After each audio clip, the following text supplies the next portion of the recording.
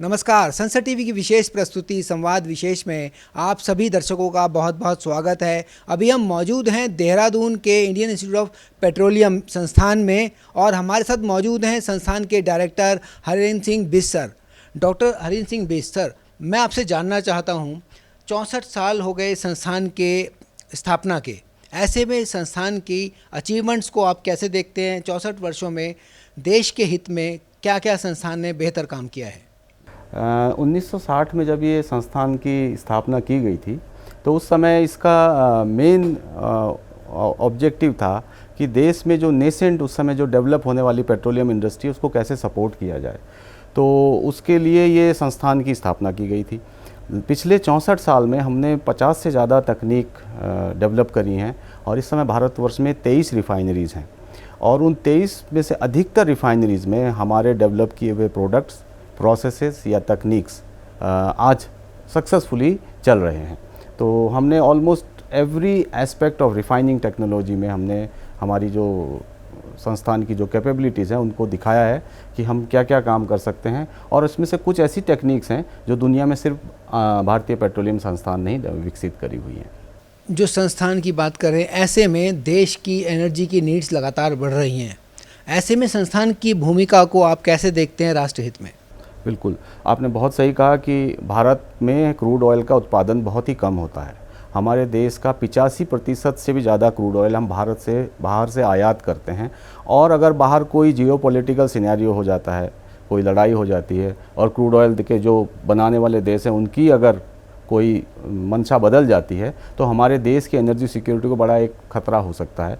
उसको देखते हुए भारतीय पेट्रोलियम संस्थान ऐसी तकनीक विकसित करने में लगा हुआ है कि जो हमारे देश के अंदर अवेलेबल रिसोर्सेज हैं उनसे हम कैसे अपने देश को एनर्जी सिक्योर करें। तो इसमें जैसे हमारे पास वेस्ट प्लास्टिक है, उससे क्या हम फ्यूल्स बना सकते हैं जिससे कि हमारी गाड़ियां चल सकें ताकि हमें क्रूड ऑयल का आयात ना करना पड़े। या इसके अलावा जो हमारा सरप्लस बायोमास है, क्या हम उसको केमिकल्स, पेट्रोकेमिकल्स बनाने में यूज़ कर सकते हैं। तो उस दिशा में हम लोग काफ़ी सारे प्रोजेक्ट्सों में काम कर रहे हैं। जी, ऐसे में हम बात करें ग्लोबल वार्मिंग की, तो ग्लोबल वार्मिंग को लेकर संस्थान किस तरह से काम कर रहा है और किस लेवल पे अब तक संस्थान के काम हैं? बहुत सही प्रश्न है आपका। ग्लोबल वार्मिंग एक बहुत बड़ा संकट बना हुआ है। आपको पता होगा प्रधानमंत्री जी ने नेट ज़ीरो 2070 का टारगेट दिया हुआ है कि भारत 2070 तक कार्बन न्यूट्रल देश बन जाएगा। उस दिशा में हम लोग ऐसी तकनीक डेवलप कर रहे हैं जिसमें कि CO2 का उत्सर्जन कम हो। तो हम लोगों ने अभी एक टेक्निक ऐसी डेवलप करी है जो कि डीजल जेनसेट से आपको पता है कि काफ़ी CO2 निकलती है और काफ़ी पोल्यूशन होता है। तो हमने क्या डीजल इंजन्स में कोई क्लीनर फ्यूल डाल करके उसको चलाया जा सकता है, उस दिशा में हम लोगों की एक तकनीक अभी डेवलप हुई है जो हमने एक इंडस्ट्री को कॉमर्शलाइज़ करी है। इसके अलावा एक बहुत बड़ा समस्या रहती है कार्बन डाइऑक्साइड के उत्सर्जन की और उसके इस्तेमाल की। तो हम बहुत सारी जगह कैसे कार्बन डाइऑक्साइड गैस को कैप्चर किया जाए, उसे प्यूरीफाई किया जाए ताकि उससे कुछ और केमिकल्स बनाएं और कार्बन डाइऑक्साइड से कैसे मेथेनॉल बनाएं, उसमें हम लोगों की जो तकनीक है वो दुनिया की सबसे अच्छी तकनीकों में से एक तकनीक है जिसमें हमारा conversion of CO2 into methanol is highest among the world.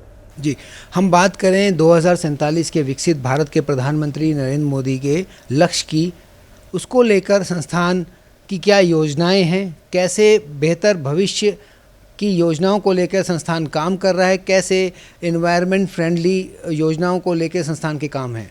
विकसित भारत 2047 के लिए संस्थान पूरी तरह से करबद्ध होकर काम में लगा हुआ है। सस्टेनेबल एविएशन फ्यूल के क्षेत्र में हमारा जो काम है, हमने भारत की पहली डेमोन्स्ट्रेशन फ़्लाइट देहरादून से दिल्ली के लिए जो उड़ान भरा था जिसने 2018 में, वो हमारे संस्थान द्वारा बनाए गए सस्टेनेबल एविएशन फ्यूल से बनी थी, जिसमें कि हमने यूज्ड कुकिंग ऑयल, जो खाना खाने के यूज़ के बाद जो तेल बचता है, उससे हमने एविएशन फ्यूल बनाया था जिससे जहाज़ उड़ाया था। इसी के अलावा इसी तरह के यूज्ड कुकिंग ऑयल से हम लोग room temperature biodiesel, used cooking oil से बायोडीजल तो दुनिया में कई सारी कंपनियां, कई सारे संस्थान रिसर्च कर रहे हैं, बना रहे हैं, लेकिन रूम टेम्परेचर पे बिना किसी एक्स्ट्रा एनर्जी दिए बनाने की जो हमारी तकनीक है वो हमने डेवलप करी है। और अभी हम संसद में एक उसका 50 लीटर पर बैच साइज़ का एक डेमो मोबाइल यूनिट लगा के वहाँ पर भी उसका प्रदर्शन करने वाले हैं आने वाले समय में। संस्थान की जो उपलब्धि है वो रिसर्च के क्षेत्र में और डेवलपमेंट के क्षेत्र में।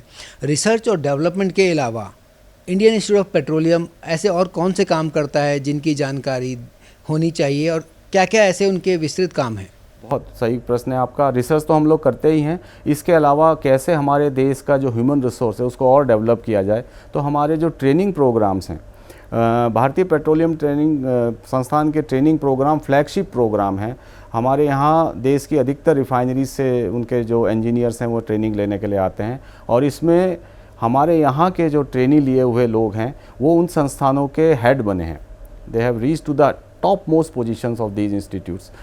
उसमें उसके अलावा हम लोग शोध कार्यों के लिए पीएचडी स्टूडेंट्स को डॉक्टरेट डिग्री भी प्रदान करते हैं ACSIR के साथ मिलकर के।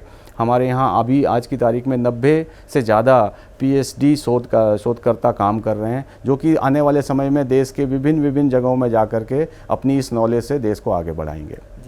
ऐसे में मैं आपसे पूछना चाहूँ कि देश का जो ये सम्मानित संस्थान है, इसमें पढ़ने वाले छात्र कौन से देशों से, अगर विदेशों से भी आते हैं वो ज़्यादातर आते हैं, और देश में ही किस तरह के छात्रों को इस ओर बढ़ना चाहिए इसमें बेहतर भविष्य बनाने के लिए?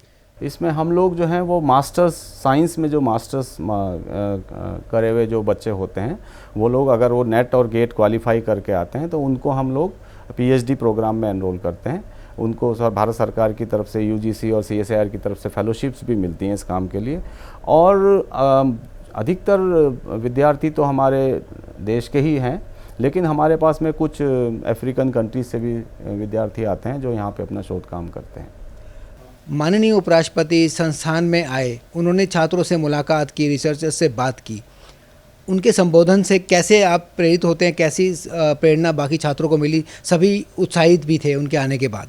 देखिए, एक तो हमारे संस्थान का बहुत बड़ा सौभाग्य है कि माननीय उपराष्ट्रपति जी ने हमारे निमंत्रण को स्वीकार करके यहाँ आए वो, और हम उनके इतने भी समृद्ध एक्सपीरियंस को यहाँ पे बच्चों के साथ शेयर करना और उनको मोटिवेट करना, ये बहुत ही एक बड़ी बात है। मुझे लगता है कि इससे हम लोग और नेशन बिल्डिंग में और ज़्यादा मोटिवेट होकर हम भी और हमारे जो स्टूडेंट्स हैं वो भी काम करेंगे। संसद टीवी के लिए सर बात करने के लिए बहुत बहुत धन्यवाद। तो ये थे doctor Harendra Singh Bisht, director IIP Dehradun. संसद टीवी के लिए कैमरामैन जावेद के साथ सुरेंद्र कुमार।